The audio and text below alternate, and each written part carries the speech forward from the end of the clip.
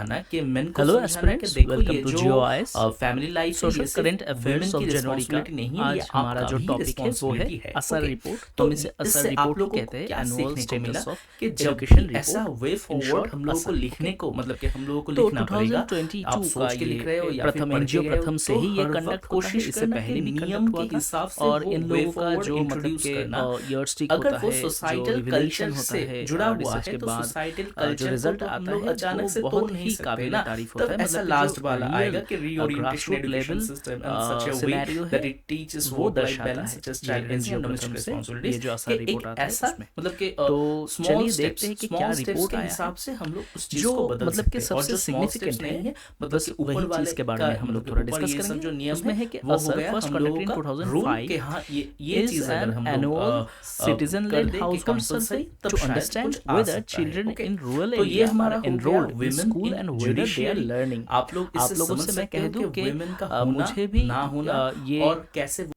मौका मिला था कि असर रिपोर्ट जो है प्रथम से ये 2017 में जब कंडक्ट हुआ था, तब मैंने एज फील्ड सर्वेयर काम करने का मुझे मौका मिला था in west Bengal. Okay, whereas national achievement survey is undertaken by Ministry of Education, it provides structured feedback on student learning levels as district, state and national levels। और ये है दूसरा नेशनल अचीवमेंट सर्वे। तो ये हमारा हो गया असर रिपोर्ट, ठीक है।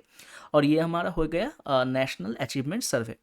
ASAR 2022 is first field-based basic nationwide ASAR since 2018। मतलब कि 2018 से ये क्या है, first field based basic nation wide. Okay, इससे पहले जो होता था पार्शियली होता था, ये हम समझ सकते हैं। इन ASAR 2022 around 7 lakh children in an age group of 3 to 16 years were surveyed to record their schooling status and assess their basic reading and arithmetic skills।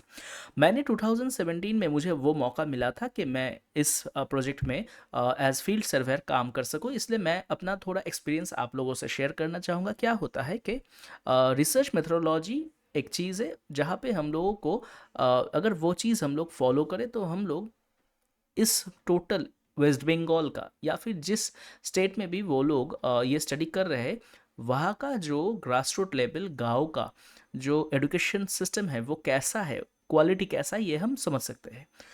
तो यहाँ पे एक स्पेसिफिक गांव का एक स्पेसिफिक प्राइमरी स्कूल लोकेट किया जाता है, वहाँ पे हम लोग जाते हैं। वहाँ पे उस प्राइमरी स्कूल के अंदर जो भी टीचर्स है, हेडमास्टर्स है, उनसे हम मिलते हैं, उनसे बात करते हैं। एक स्पेसिफिक इंटरव्यू स्केड्यूल रहता है, एक स्पेसिफिक क्वेश्चनियर रहता है, हम लोग उसे फिलअप करते हैं।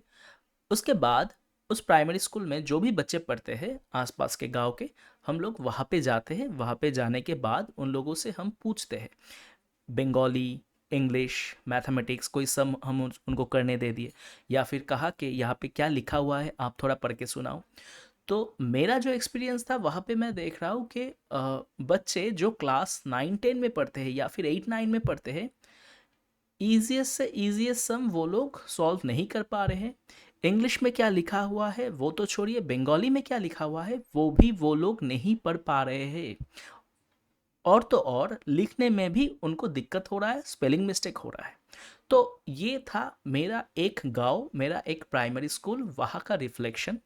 अब 2017 में जो रिपोर्ट आया था, देखा गया था कि सभी में ऐसा ही कुछ रिफ्लेक्शन आया है। ओके, तो पढ़ाई हो रहा है, मिड डे मील मिल रहा है, एजुकेशन सिस्टम के ऊपर इतना ज़्यादा खर्चा चल रहा है, मतलब कि सरकार से पैसा दिया जा रहा है, पर हम लोग अगर पूछे कि रिजल्ट क्या है, तो रिजल्ट में देखा जा रहा है कि रिजल्ट ऐसा आ रहा है कि एक बंदा क्लास 8-9 में वो पढ़ रहा है, या फिर कुछ दिन बाद वो उसका जो माध्यमिक होगा वो भी हो जाएगा, बोर्ड एग्जाम खत्म हो जाएगा, फिर भी उसके पास वो क्षमता नहीं रहेगा कि वो कहीं पे जाके उसने जो पढ़ाई किया उसके ऊपर बेस करके उसको कोई नौकरी मिले। इसीलिए देखा जा रहा है कि पढ़ाई करने के बाद भी वो कोई मैनुअल जॉब कर रहा है। ठीक है, ये जो वो मैनुअल जॉब कर रहा है, इसका रीज़न क्या है कि पढ़ाई को वो यूटिलाइज नहीं कर पाया, यहीं पे दिक्कत हो रहा है। ठीक है, कि हम लोग पढ़ाई किस लिए करते हैं कि हम लोग उसको बाद में कुछ ना कुछ तरीके से यूटिलाइज कर पाए। तो जहाँ पे भी बच्चे उस चीज़ को यूटिलाइज नहीं कर पा रहे, वहीं पे प्रॉब्लम आ जा रहा है। ठीक है, तो ये 2018 to 2020 में जो हुआ था वो था, आप देख ही सकते हैं कि national achievement first field based basic nation wide इस असर, जहाँ पे 7 लाख बच्चे को स्टडी किया गया है, ठीक है। पर आप लोगों को शायद क्राइटेरिया समझ आ गया होगा कि किस बेसिस के ऊपर उन लोगों के ऊपर ये स्टडी किया जाता है कि उन लोगों में वो क्षमता है कि नहीं, और उसके साथ वो जो स्कूल में पढ़ते हैं वहाँ पे टॉयलेट कैसा है, खाना जहाँ पे बनता है उसका इंफ्रास्ट्रक्चर कैसा है। तो एक हो गया स्कूलिंग इंफ्रास्ट्रक्चर, और हो गया पढ़ाने का स्टाइल। उसके साथ हम लोग स्कूल में भी गए थे, टीचर से इंटरेक्ट किया, क्लासरूम में गए थे, बच्चों को कैसे पढ़ाया जाता है वो भी हम लोगों ने देखा। तो एक पूरा ओवरऑल अप्रोच है ये स्टडी। और मुझे बहुत ही बढ़िया लगा था ये जो पैटर्न है स्टडी का, कि नहीं जो भी है सच है वो सामने लाने की कोशिश। क्योंकि ये चीज़ देखिए, सेंसस रिपोर्ट या फिर असर रिपोर्ट, इसमें अगर कुछ हम लोग छुपाने की कोशिश करेंगे ना तो उसमें बच्चों का ही नुकसान है, जो लोग हैं, जो पॉपुलेशन है, सिटीजन्स है, उनका ही नुकसान है। क्योंकि उसके ऊपर बेस करके ही तो हम लोग कुछ ना कुछ सोचते हैं। तो ये जो रिपोर्ट सामने आता है, मुझे वो जो पैटर्न है, वो जो स्ट्रक्चर है ऑफ द होल स्टडी, मुझे बहुत बढ़िया लगा था, ठीक है।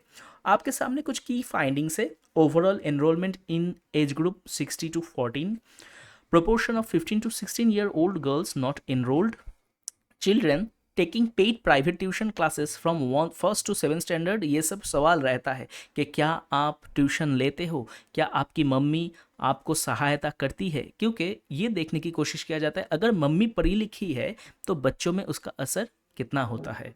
Reading ability of class 3, arithmetic ability of class 3, average teacher attendance, schools with drinking water available, schools with usable girls toilets. तो ये बस कुछ गिने चुने चीज़ है जो आपके सामने रखे गए हैं की फाइंडिंग्स। अब किसमें मतलब कि इंक्रीज़ हुआ, क्या डिक्रीज़ हुआ, ये भी आप लोगों के सामने है, ठीक है।